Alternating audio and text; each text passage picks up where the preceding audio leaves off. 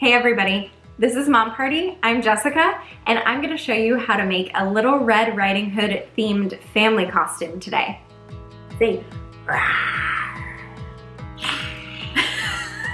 you could put like a little flask up in there too. Hey, whew. Somebody send me wine.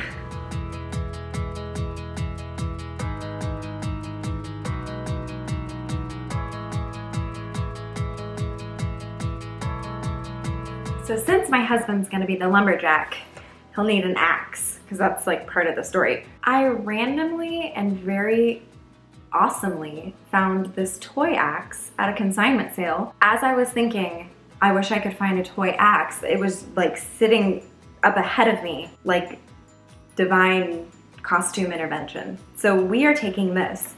But if your costume gods are not shining down upon you, I'm gonna teach you how to make a super cheap axe. You're gonna need a paper towel tube, some brown construction paper, and we're gonna make this look like wood by getting a brown marker. It's okay if you think it really won't show up that well, that's actually better, because wood grain isn't like fluorescent orange. So we're just gonna do some random assortment of lines, and I'll show you the finished product so you can kind of copy it.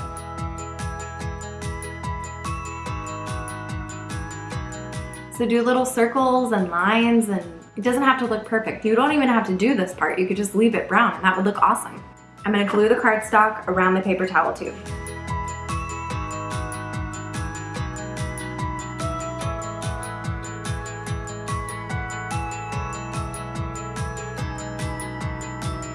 Even if my little marker wood grains weren't perfect, which they totally are, it doesn't matter. No one's going to be looking at the stuff you make as close as you are. So give yourself a break. It looks great. I made a template for you guys because I love you.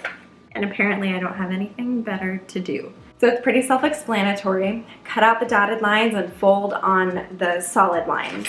If you could print it out on cardstock, that would be even better. I did not print mine on cardstock, so I'm gonna trace it onto cardstock really quick. All right, now we just have to fold it.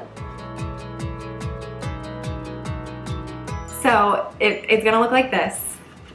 You are just going to tape the two ends that are loose, and then it looks like an axe head.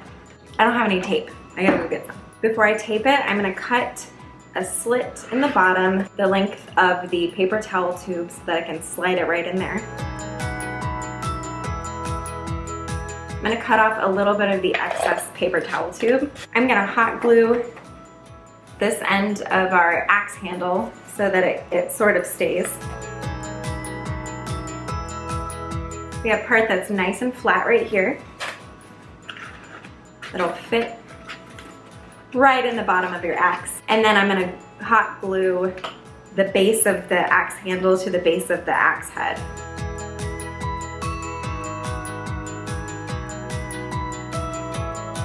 This is what it looks like so far. You're making an axe out of a paper towel tube. That's amazing. If I had silver spray paint, I would choose to spray paint the head of this.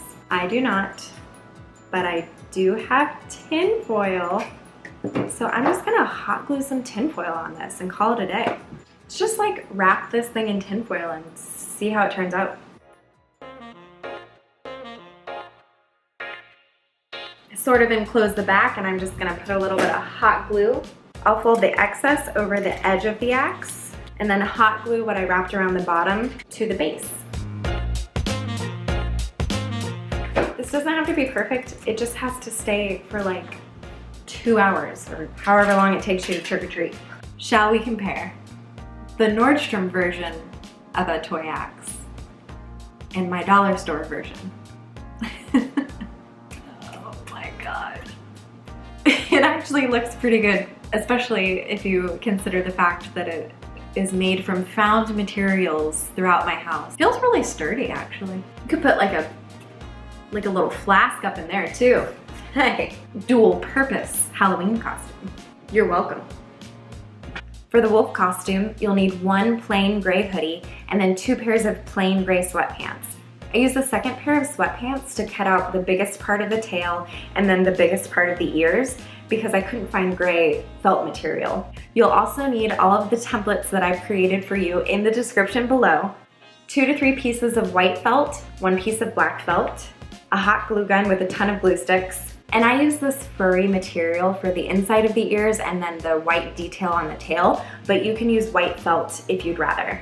Cut out all of the template pieces, trace them onto the corresponding color of felt, and then cut out those as well.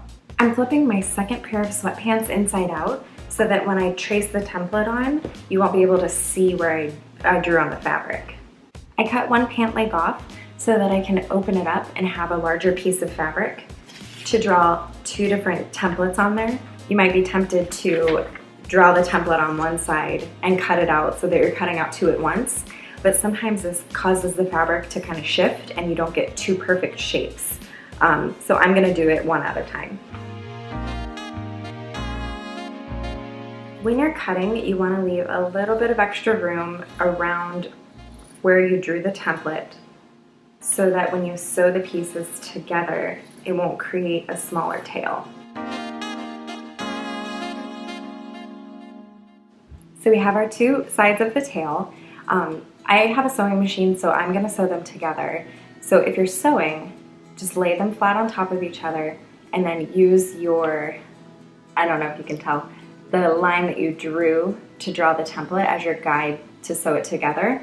Don't sew this top part. If you plan to glue them together, or if you're using that iron-on like bonding material, you can do the same thing. You're gonna leave it inside out, put a little bit of the glue or the iron-on material all the way around the edges, but not at this top piece. Wait till it's set and then flip it inside out. My tail and my ears are all sewn together, so they look like this. And I'm just gonna flip them inside out. I guess they are inside out, and now I'm flipping them right side out. If you used fabric glue, just make sure that everything's set before you try to flip it inside out or it might not hold. I'm gonna use a hot glue gun to glue the face together before we put it on the hood of our jacket. This is what the face should look like once everything is glued together. I'm going to take the ears and glue on the smaller inner earpiece. Now I'm gonna glue on the claws on the inside of the sleeve of the hoodie. So I'm gonna flip the sleeve cuff inside out, lay it flat, and then glue this edge right along the very top of the cuff of the jacket. And I'll do the same thing for the other sleeve. Once your hot glue is cooled, you can flip your sleeve back out, and that's what it'll look like. I'm gonna glue the face of the wolf on the top part of the hoodie with his nose just overlapping the edge of the hood. He's almost done. We're gonna use the same technique that we did for the claws on the sleeves for the teeth. So you're gonna flip the hood, do a line of glue along this bottom border of the teeth, and then glue it to the edge of the hood.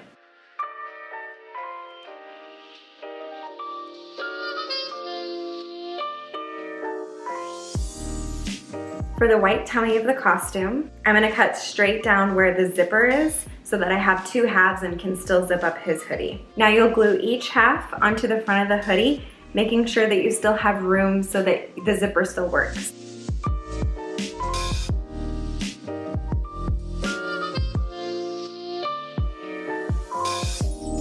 For the ears, I'm gonna glue them on.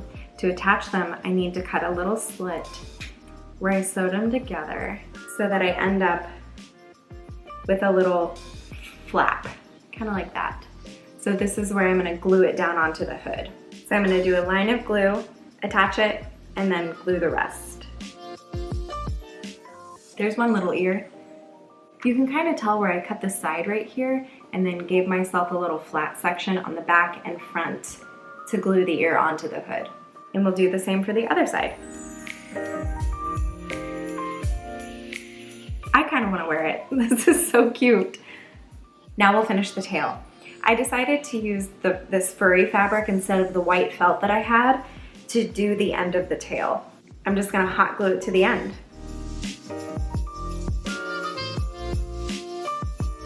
My wolf tail looks like he's balding a little bit because my two cutouts don't meet in the center right here. So I'm just gonna take a piece of scrap and glue it right on top. There we go. I'm gonna stuff my wolf tail with scraps from that first pair of sweatpants that we had because I don't have any batting material. But if you do have batting, that would probably make it look even better. Now I'm going to hot glue the tail to the back of the pants. You might want to safety pin it on Halloween because it's not too heavy, but I don't know, maybe your kid jumps around a lot. So I'm gonna flatten this top part so that it's wide right here and then glue the base onto the butt of my kid's pants.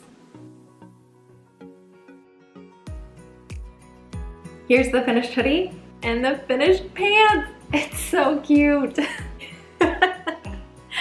Here's our little wolf. Safe.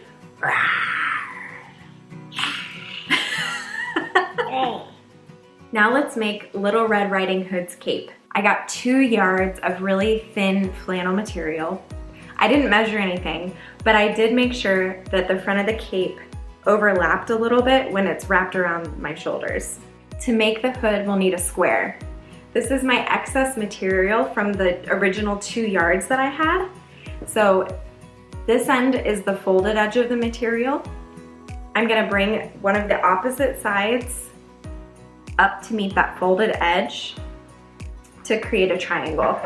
I'm gonna cut off this excess to create that square. You have your square now. Here's where my fabric is folded, and this is the side that is kind of loose. I'm gonna sew along the edge right here all the way to the end and then stop. If you're gonna use fabric glue, do the same thing. Put a line of glue along the edge and make sure it sets. All right, I've sewn one of the edges shut. So now I have 2 closed and 2 open edges, and I can flip the hood inside out and it looks like actually right now it looks like a pillow cover. So I know my head's gonna be cut off, but it's more important that you see what's going on. This is the top of my cape, and I marked where my center is just by folding it in half. I'm gonna fold it down towards me about 2 inches. I also made a little mark where the center is again. I just looked and lined it up. Here is the bottom part of my hood, where you can see where I sewed it. That's gonna serve as my center point. I will line up the hood with the center where I marked it, and I'm gonna do 1 line on the sewing machine right at the top of my cape, and then I'm gonna do the second line on my sewing machine about 1/4 of an inch away from where the 2 raw edges meet from my cape and my hood. I wanted to give you guys a closer look at the cape when I was finished sewing. The top stitch is at the very top of the cape, and the second stitch I did was about 1 inch down below that first stitch.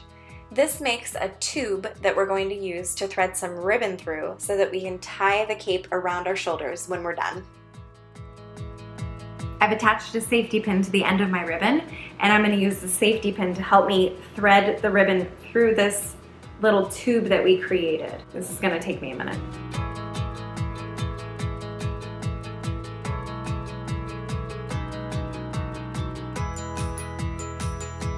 I've only just now reached the halfway point.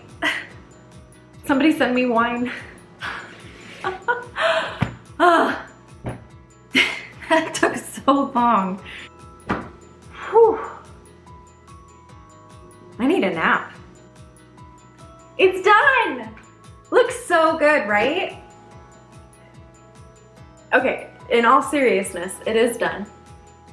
You just have to find the little center, grab your ribbon that took 15 hours to do. So I think it looks better if you kind of scrunch it up a little bit. All right. I'm wearing this to work tomorrow. Guys, this looks really good. It better not be like 90 degrees here on Halloween. I'm gonna sweat to death.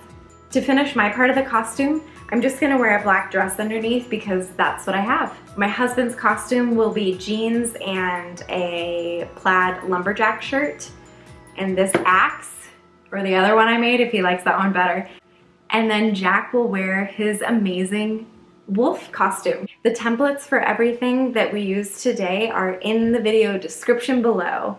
Be sure to check out my Instagram at mompartyyt if you'd like to see our family costume all put together. Let me know in the comments what you guys are planning on being this year for Halloween. And if you loved today's video, like and subscribe. I will see you guys next week.